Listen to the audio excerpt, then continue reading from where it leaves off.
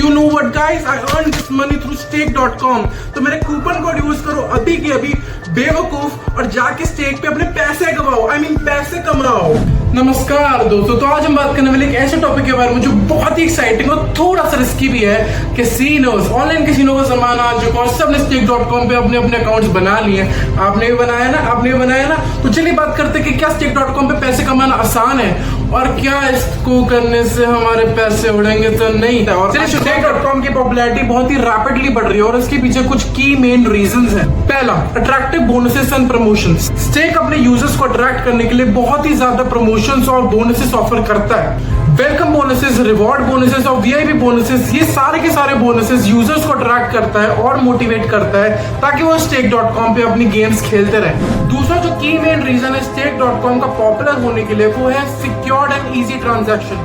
stake.com पे आप बहुत ही इजीली ट्रांजैक्शन कर सकते हो और इवन वो क्रिप्टो करेंसी में भी आपकी सारी ट्रांजैक्शंस ले सकता है। बेसिकली अगर आप इंडियन हो तो INR में ट्रांजैक्शन कर रहे होगे और उनके बहुत सारे शेल कंपनीज है जहां पर वो ट्रांसफर कर सकते हैं पैसे और वो डायरेक्टली आपके stake.com के वेबसाइट पे जाकर लोड हो जाता है। तो इतना कन्वीनियंस होने के वजह से भी stake.com इतना पॉपुलर हो रहा है। तीसरा और सबसे ज्यादा जरूरी पॉइंट है stake.com का इतना पॉपुलर होने के लिए इन्फ्लुएंसर्स भी बहुत ज्यादा कोलैबोरेट कर रहे हैं stake.com के साथ। इवन मैंने देखा था समय रैना और रफ्तार का एक लाइव सेशन आया था जहां पर वो बेसिकली डेडिकेटेडली सिर्फ और सिर्फ स्टेक्स पे गेम खेल रहे थे। बहुत सारे यूट्यूबर्स हैं जो कि लाइव स्टेक्स पे आकर गेम खेलते हैं। इवन ड्रेक जो इतना बड़ा म्यूजिक आर्टिस्ट, वो भी stake.com पे बहुत ज्यादा गैम्बलिंग करता है। तो अब हम जानेंगे कौन से साइकोलॉजिकल ट्रिक्स होते हैं जो कि गैम्बलिंग यूज करता है ताकि वो आपको इंट्रिग कर सके और खेलने के। सबसे पहला होता है नियर मिस इफेक्ट, जहाँ पर बेसिकली आप सरासर जीतने से रह जाते हो और आपको लगता है अगली बारी में तुम जीते ना भाई,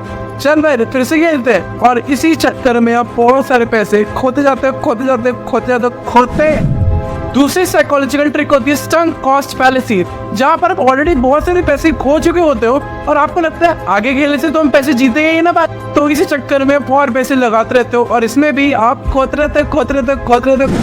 तीसरा और सबसे इफेक्टिव वे होता है आपको साइकोलॉजिकली मैनिपुलेट करने का, वो होता है लीडर बोर्ड्स और सोशल प्रूफ्स, जहाँ पर वो लोग आपको ये दिखाते हैं कि देखो आपकी तरह ही और लोग कितने सारे पैसे जीत रहे हैं ऑलरेडी और आप क्यों नहीं जीत रहे हो। लगाओ और बेवकूफ बनते जाओ।